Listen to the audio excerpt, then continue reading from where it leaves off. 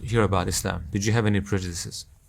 Uh, oh, I had a lot of prejudices about Islam. You had Muslim friends? I didn't have any up until the age of 16 or 17, you can say. I had a friend from Pakistan in school, and he was actually the one who introduced me to Islam. The only thing I knew about Islam is that, number one, Muslims don't eat pork. This is like one of the main pillars of Islam. And number two, if you get in trouble with one of them, this one does have 40 cousins who will go after you. That's all I knew about Islam. And of course, I picked up some bits and pieces from the media. Unfortunately, what you hear about Islam in the media is always the same story. You don't hear anything about Islam at all, Islam itself, but something about Islamic countries. And when you hear something about them, it's usually about war, about a terrorist attack or something like that. I thought that Islam is an aggressive religion. It's backwards, dangerous, maybe even. Yeah, that was my picture about Islam before I converted. How did your journey to Islam begin? What impressed you the most about Islam? I met this one Pakistani friend in school. He started talking to me about Islam. At the beginning, he didn't mention Islam at all. He talked about one God, and you believe in one God, and you are sure that it's only one God and not a Trinity or something else. And of course, I told him, yes, I believe in that.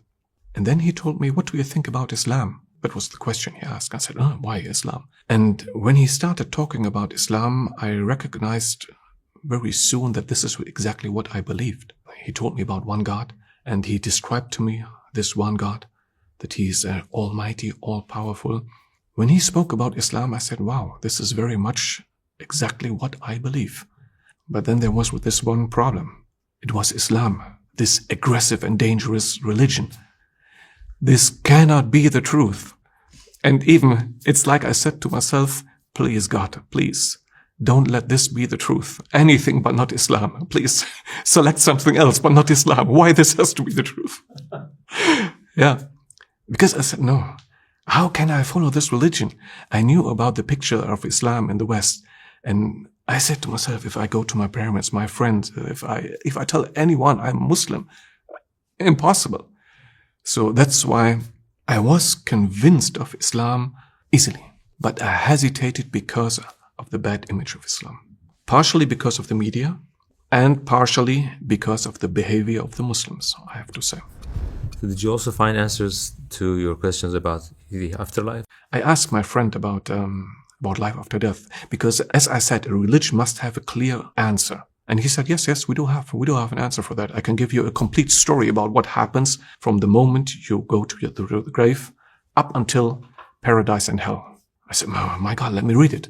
And then he gave me a book which describes the journey of the hereafter. And when I started reading it, my God, my heart was like this. I couldn't stop reading. I just read, and whatever I read was beyond my imagination. Do you know these Hollywood stories when then there's an asteroid hitting the Earth or something like that? This has nothing to do with it. It was the destruction of the complete universe and the resurrection of all human beings, and they are gathered in front of their God, and then they are judged, and the description of hell and the description of paradise. And I said, my God, my God. And then I knew, okay, this is not a joke. You have to take a serious decision. And I said to myself, Marcel, you have to take care that you do not leave this world without having accepted Islam.